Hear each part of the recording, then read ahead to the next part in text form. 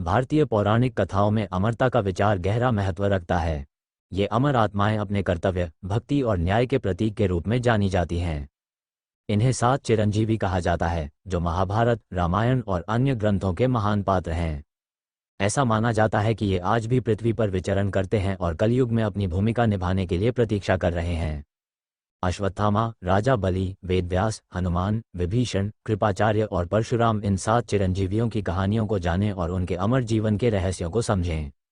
1. अश्वत्थामा, यह एक शापित अमर योद्धा है। अश्वत्थामा गुरु द्रोणाचार्य और कृपि के पुत्र थे। उनका जन्म एक ब्राह्मण परिवार में हुआ, लेकिन उनकी पहचान एक शक्तिशाली योद्धा के रूप में बनी। महाभारत के कुरुक्षेत्र युद्ध में उन्होंने कौरवों की ओर से लड़ते हुए अपनी वीरता दिखाए। लेकिन जब पांडवों ने छल से उनके पिता द्रोण की हत्या की, तो अश्वत्थामा के मन में बदले की आग भड़क उठी। युद्ध के अंतिम दिनों में उन्होंने रात के अंधेरे में पांडवों के शिविर पर हमला किया और द्रौपदी के 5 पुत्रों और पांडवों की हत्या कर दी। इस क्रूर कृत्य से भगवान श्री कृष्ण क्रोधित हो गए। उन्होंने अश्वत्थामा को शाप दिया कि वह अमर तो रहेगा, लेकिन उसे अनंत काल तक असहनीय पीड़ा सहनी पड़ेगी। श्री कृष्ण ने उसके माथे की मणि छीन ली, जिसके कारण उसका घाव कभी नहीं भरता। कहते हैं कि अश्वत्थामा आज भी जंगलों और सुनसान स्थानों में भटकते हैं। 7 चिरंजीवियों में उनकी कहानी साहस और नैतिक पतन के बीच की महीन रेखा को दर्शाती है। 2. राजा बलि, यह एक दानवीर असुर राजा है। राजा बलि असुरों के महान राजा थे, जो अपनी उदारता और धर्मनिष्ठा के लिए प्रसिद्ध थे। वे प्रहलाद के पौत्र और विरोचन के पुत्र थे। उनके शासन में असुरों की समृद्धि अपने चरम पर थी। उनकी कीर्ति इतनी फैली कि भगवान विष्णु को वामन अवतार में आना पड़ा। वामन ने बलि से 3 पग भूमि मांगी। बलि ने बिना हिचक स्वीकार कर लिया। वामन ने अपने विराट रूप में 2 पग में स्वर्ग और पृथ्वी नाप ली।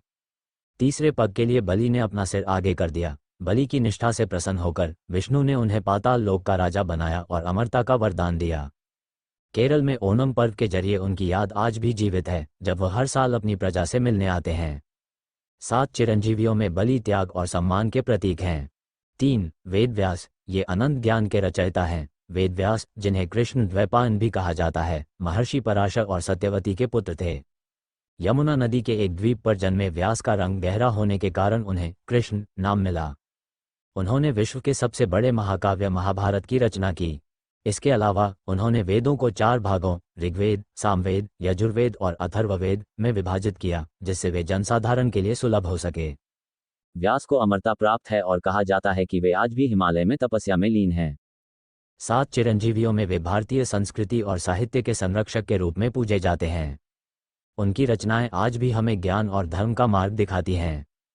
4. हनुमान, ये भक्ति और शक्ति के प्रतीक हैं। हनुमान, जिन्हें पवन पुत्र या बजरंग बली भी कहा जाता है, अंजना और केसरी के पुत्र हैं। उन्हें भगवान शिव का अवतार माना जाता है। रामायण में उनकी भक्ति और वीरता की कहानियां अमर हैं। सीता की खोज में समुद्र लांघना, लंका दहन करना और संजीवनी बूटी लाने के लिए पहाड़ उठाना, ये उनके असाधारण बल के प्रमाण हैं। भगवान राम के प्रति उनकी निष्ठा तब प्रकट हुई जब उन्होंने अपना सीना चीरकर दिखाया कि उनके हृदय में राम सीता बसे हैं।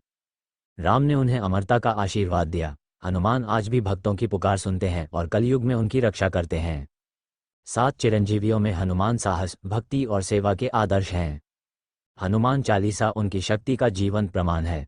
5. विभीषण, ये धर्म के रक्षक के रूप में जाने जाते हैं। विभीषण लंका के राजा रावण के छोटे भाई थे।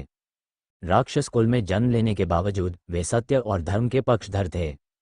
जब रावण ने सीता का हरण किया, तो विभीषण ने उसे यह अधर्म छोड़ने की सलाह दी। रावण ने उनकी बात ठुकरा दी और उन्हें अपमानित कर लंका से निकाल दिया। तब विभीषण ने भगवान राम की शरण ली और युद्ध में उनकी सहायता की।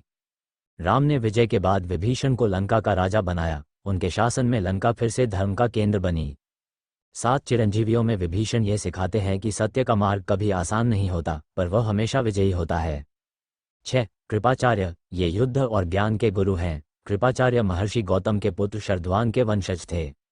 उनकी बहन कृपि के साथ उनका पालन पोषण राजा शांतनु ने किया। महाभारत में वे कौरवों और पांडवों दोनों के गुरु थे। युद्ध में उन्होंने कौरवों का साथ दिया, लेकिन उनकी निष्पक्षता और धर्म के प्रति समर्पण अटल रहा। कुरुक्षेत्र का युद्ध समाप्त होने पर वे कुछ गिने चुने योद्धाओं में से थे जो जीवित बचे। कृपाचार्य को अमरता का वरदान मिला है। 7 चिरंजीवियों में वे ज्ञान, धैर्य और कर्तव्य निष्ठा के प्रतीक हैं। कहते हैं कि वे आज भी सूक्ष्म रूप से मानवता का मार्गदर्शन करते हैं। 7. परशुराम, ये क्रोध और धर्म के अवतार हैं। परशुराम भगवान विष्णु के छठे अवतार थे। वे ऋषि जमदग्नि और रेणुका के पुत्र थे। अपने फरसे परशु के लिए प्रसिद्ध परशुराम ने पृथ्वी से 21 बार क्षत्रियों का संहार किया। जब उन्होंने अधर्म का रास्ता अपनाया, वे एक महान योद्धा और तपस्वी थे। उनकी माता की हत्या के बाद उनके क्रोध ने उन्हें एक कठोर कदम उठाने के लिए प्रेरित किया। परशुराम को अमरता प्राप्त है और कहा जाता है कि वे कलयुग के अंत में प्रकट होंगे। 7 चिरंजीवियों में वे धर्म की रक्षा और अधर्म के विनाश के प्रतीक हैं। उनकी कहानी हमें संतुलन और न्याय का पाठ पढ़ाती है। ये 7 चिरंजीवी भारतीय संस्कृति और आध्यात्मिकता के आधार हैं।